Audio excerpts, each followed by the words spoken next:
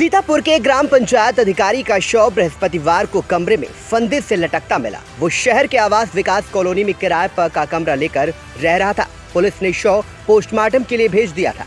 लखनऊ के हुसैनगंज निवासी अभिषेक साहू 42 वर्षीय अपनी पत्नी के साथ शहर के आवास विकास कॉलोनी में किराए का मकान लेकर रह रहे थे। बृहस्पतिवार को सुबह उनका शव कमरे में फंदे से लटकता मिला।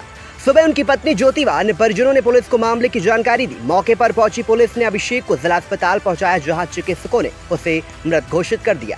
मौके पर पहुंची पुलिस टीम ने ही कमरे का दरवाजा तोड़कर शव को फंदे से उतारा, जिसके बाद पोस्टमार्टम के बाद अन्य बिंदुओं पर भी जांच की जा रही है। सूत्रों की माने तो खैराबाद से महोली की जिस ग्राम पंचायत में इनका तबादला किया गया था, वहां ये काम नहीं करना चाहते थे। तबादले को लेकर भी वो अब साथ में थे। हालांकि खुदकुशी के कारणों का अभी तक पता नहीं चल सका है। इसी पूरे प्रकरण को लेकर जब मृत्यु तक ग्राम पंचायत अधिकारी की पत्नी से बात की गई तो उन्होंने क्या कुछ कहा, आपको सुनाते हैं। भैया ये बहुत टेंशन में 3 दिन से चल रहा है। 3 दिन से बहुत टेंशन में चल रहे थे। रोज ऑफिस जा रहे थे, इनका काम नहीं बन रहा था, इनको ट्रांसफर कराना था जी। तो ट्रांसफर हो नहीं पा रहा था। 3 कल फिर आए, हमने पूछा क्या हुआ, तो बोले कि नहीं हुआ।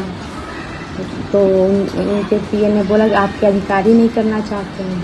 किसके पीए ने बोले? मैम पे। कौन ma'am? CDO ma'am. CDO ma'am के पीए। हाँ। अच्छा, मौजूदा में उनकी पोस्टिंग कहाँ पे थी? मौजूदा में इनकी पोस्टिंग पहले खैराबाद थी, फिर ट्रांसफर महोली हुआ था। अच्छा अच्छा। क्या चाह रहे थे ट्रांसफर के लिए? ये कह रहे थे पास में कसमंडा हो जाए। कसमंडा हो जाए? हाँ। अच्छा।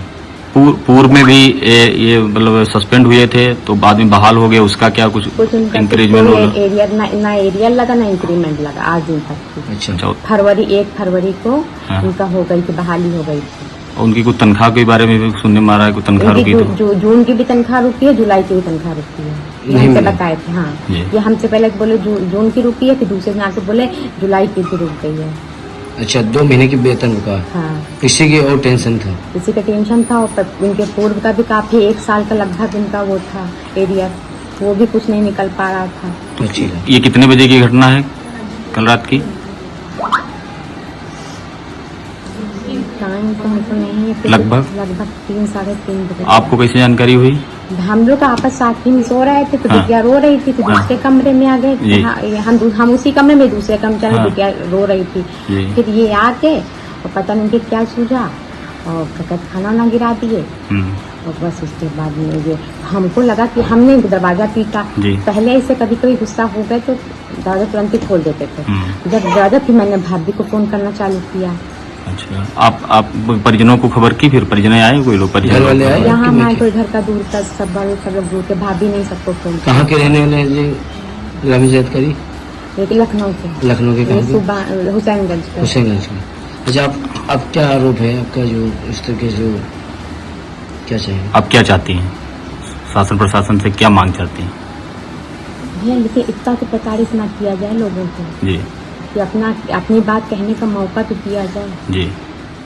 वही इस मामले में सीतापुर के सेक्रेटरी आक्रोशित हैं। गुरुवार को सभी सेक्रेटरियों ने कैंडल मार्च निकाला था और शुक्रवार को जिलाधिकारी से मुलाकात के बाद पूरे मामले में जांच करने की बात कही है। Bureau report, VTV news.